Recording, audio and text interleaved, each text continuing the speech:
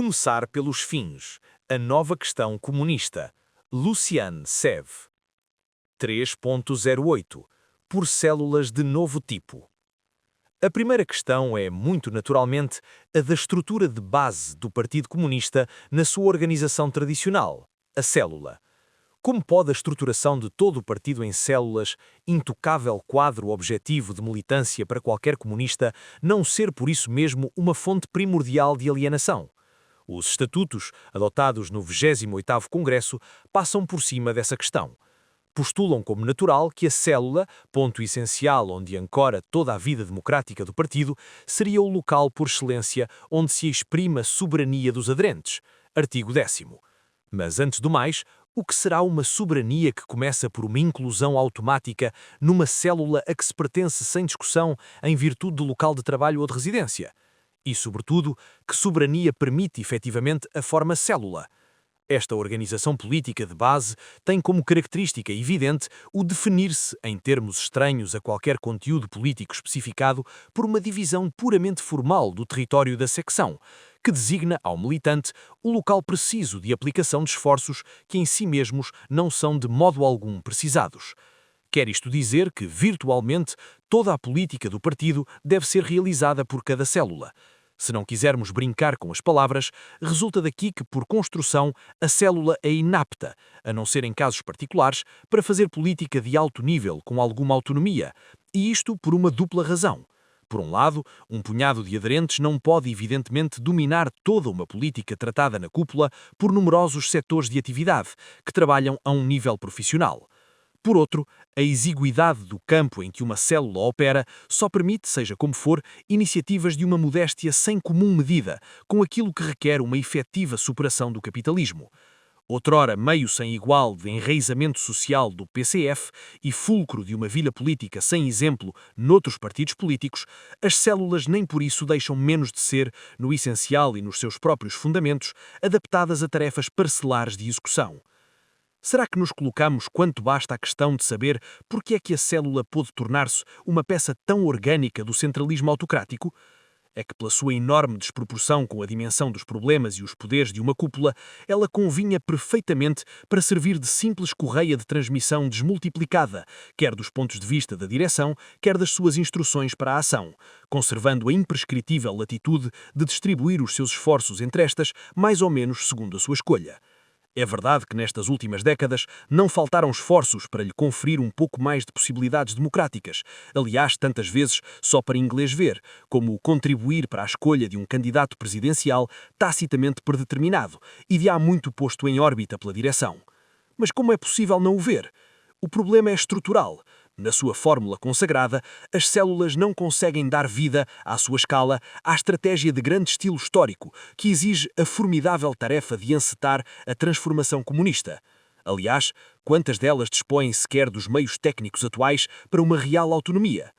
Exaltar nestas condições a sua soberania é da ordem, na minha opinião, de uma culposa retórica, com a qual nos impedimos, de modo desastroso, de compreender a gravíssima perda de vitalidade da célula, perda em que reside em larga medida a crise em evolução do partido.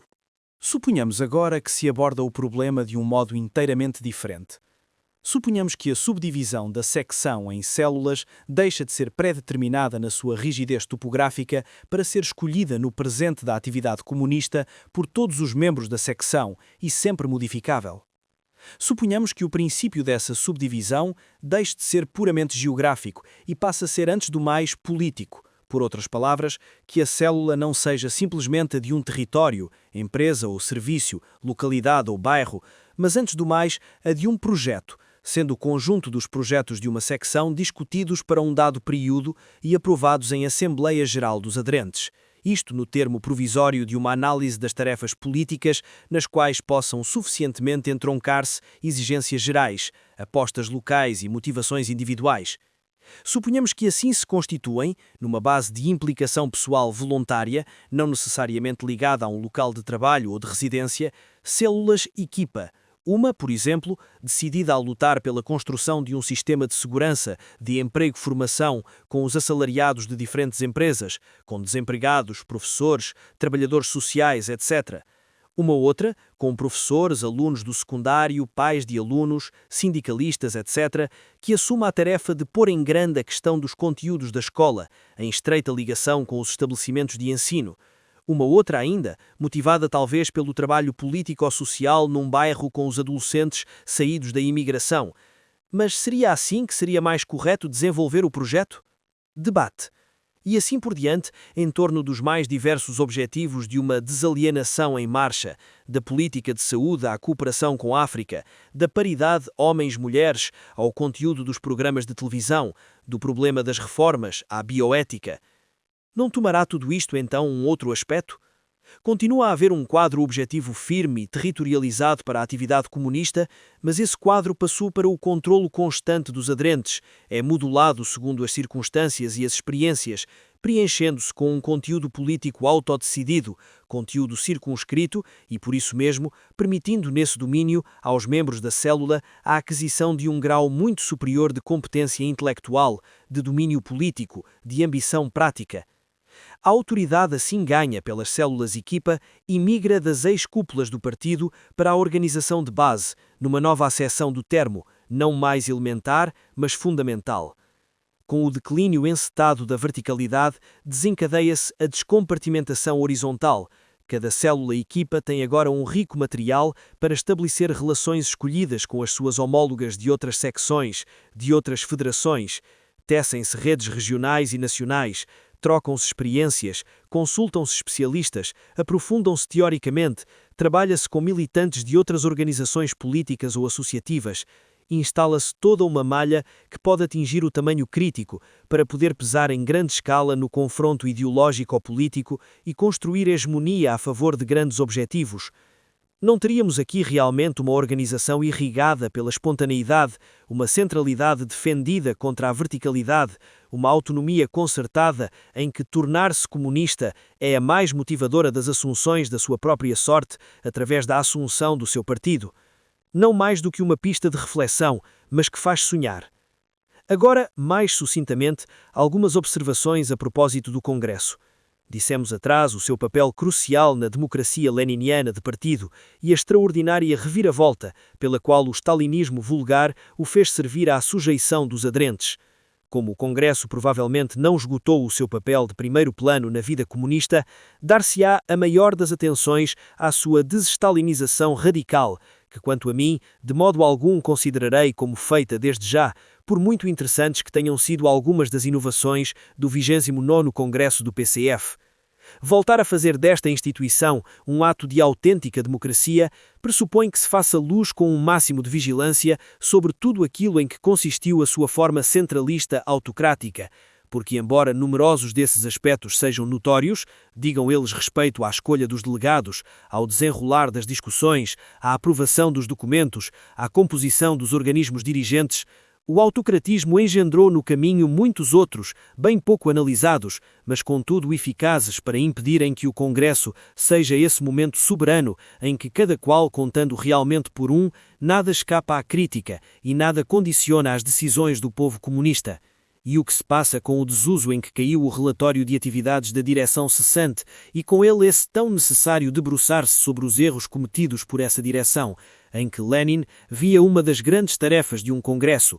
Calculem-se Obras, tomo 32, páginas 176 e 201.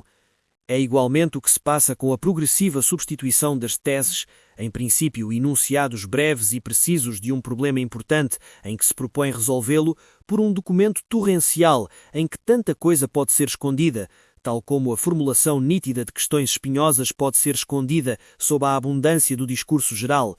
Com textos invertebrados cairemos em grandes erros, escrevia Lenin a Zinoviev em 1921, precisamente a propósito desta questão.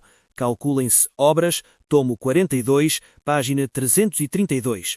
O debate claro dos congressistas sobre o trabalho kafkiano das emendas a uma resolução destinada a tornar-se rapidamente em velha papelada.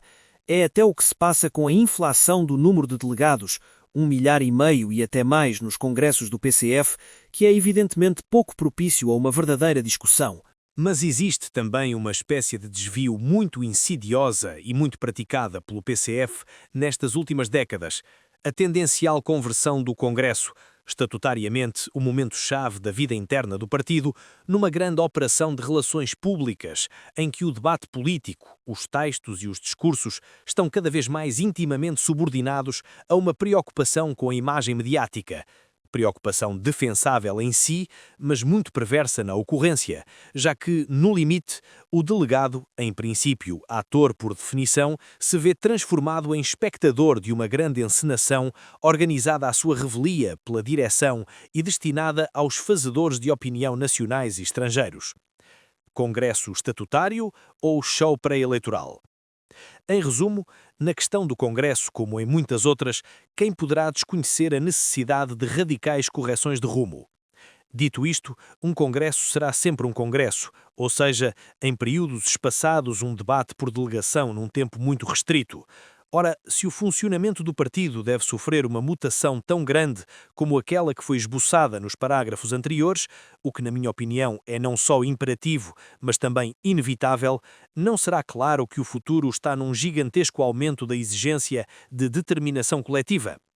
Por debaixo da questão do Congresso, aparece, pois, a das multiplicadas modalidades segundo as quais as resoluções poderão ser democraticamente elaboradas e tomadas, sobre um fundo de frequentes consultas dos aderentes, não só mais numerosos encontros e jornadas de estudo regionais ou nacionais, mas talvez também universidades periódicas, videoconferências temáticas, referendos volantes, todo um arsenal de formas, em parte por inventar, ao serviço de um objetivo quanto a ele já encontrado.